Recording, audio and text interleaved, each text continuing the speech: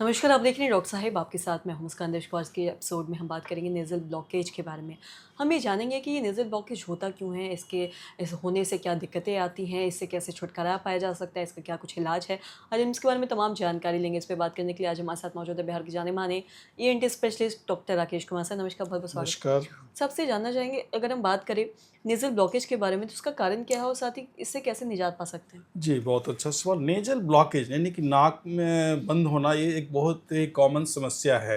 Usually देखा जाता है कि ज़रा-सा भी सर्दी-जुकाम होने पर एक पहला सिम्पटम होता है मेरा नाक बंद हो गया, साँस नहीं लिया जा रहा है। तो एक एक तो मुख्य कारण ये है कि सर्दी-जुकाम होने पर अंदर में काफ़ी नेज़ल सिक्रीशन आने लगते हैं, एडेमा हो जाता है टर्मिनेट्स का। दैट्स व्हाई वो नेज़ल पैसेज को ब्लॉक कर देता है। और दूसरी बात है कि अंदर की कुछ बनावटें भी हैं जो कि आपकी नाक की हड्डी टेढ़ी है, एक कारण वो हो सकता है, उसके कारण भी नेज़ल ब्लॉकेज हो। एलर्जी की समस्या है, बार-बार यदि इस एलर्जी में से परेशानी होती है, वो भी उसमें भी जैसे एपिसोड स्टार्ट हुआ एलर्जी का और नाक बंद की समस्या आने लगती है, छींकें आने लगती है, उसमें भी आपको नाक बंद की समस्या आ जाएगी।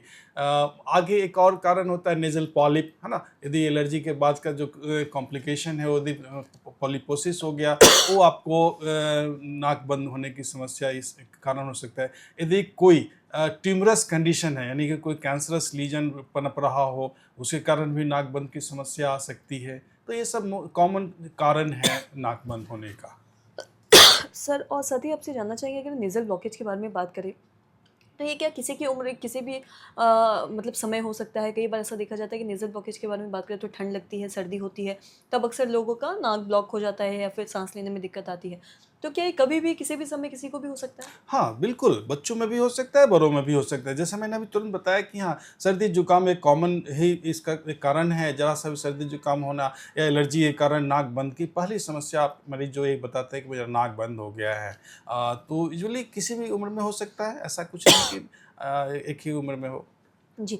और साथ ही सर, अगर हम ये नाक के ब्लॉकेज के बारे में ही बात कर रहे हैं, तो ये आपने बताया कि किन कारणों की वजह से होता है, कैसे इससे निजात पा सकते हैं।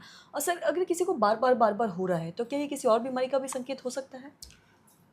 नहीं, हो सकता है उसको तो मैंने बताया कारण तो बताया कि समस्या को ढूँढ पता करना है कि आखिर नाक बंद की कारण क्या है? यदि सर्दी-जुकाम के अलावे यदि बार-बार ऐसा हो रहा है तो नाक की हड्डी भी टेढ़ी हो सकती है। उसका इलाज है कि हम लोग सर्जरी के द्वारा उसको ठीक करते हैं। यदि पॉलिप के कारण हो रहा है, नेज़ल पॉलिप है, तो उसका भी हम लोग ऑपरेशन के द्वारा उसको हटा देते हैं ताकि नेज़ल पैसेज क्लियर हो जाए।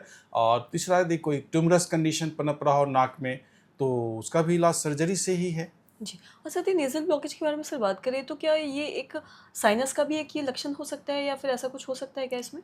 बिल्कुल, साइनोसाइटिस में भी परेशानी आती है। उसमें भी नाक बंद का समस्या आ सकता है।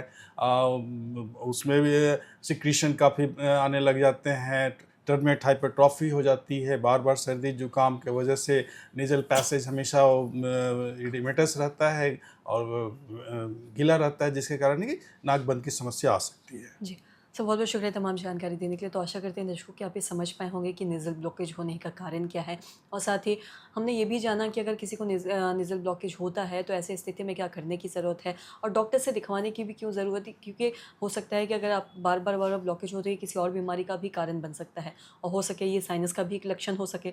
तो इसलिए अगर आपको कोई भी ऐसा लक्षण दिखता है या बार-बार होता है, तो अपने आस-पास की ईएनटी स्पेशलिस्ट से आप ज़रूर मिलें। तो आशा करते हैं तमाम जानकारी आपके लिए लाभदायक रही हो। तो आज की इस वीडियो में इतना ही। वीडियो देखने के लिए आपका धन्यवाद।